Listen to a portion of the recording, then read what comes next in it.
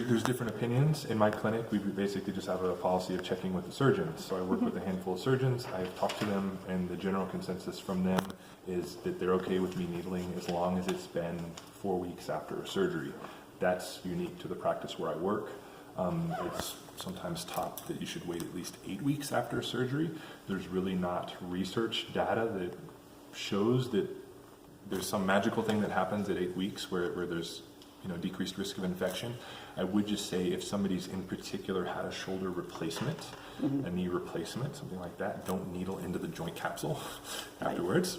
And then in general, and I would, especially in earlier phases after surgery, even if it's been 4 weeks, I'm not going to be needling right around the arthroscopic or actual incision sites.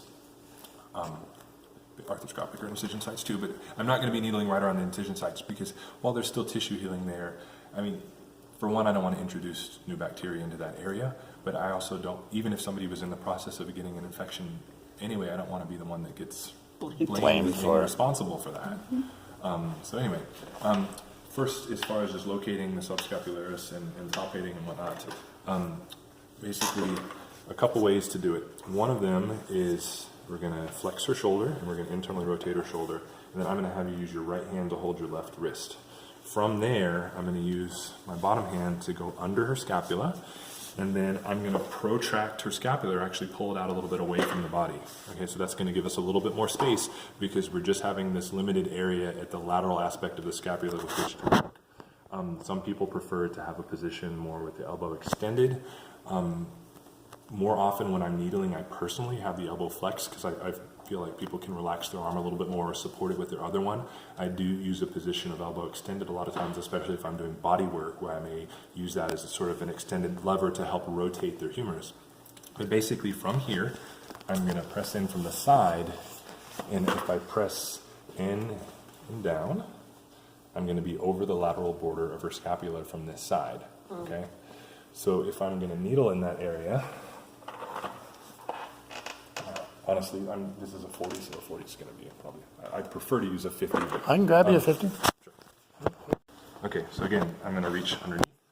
I'm going to protract her scapula out towards me this way, and then I'm going to put just a little pressure through the humerus to kind of stabilize that down. Now from here, I'm hooking over, and I'm able to palpate and feel the lateral border of her scapula there. When I needle this muscle, I'm going to needle in a straight posterior direction towards the anterior surface of the scapula. So I'm going to separate my fingers enough that the needle's not going to touch them after I withdraw the guide tube, and I'm going to tap in here.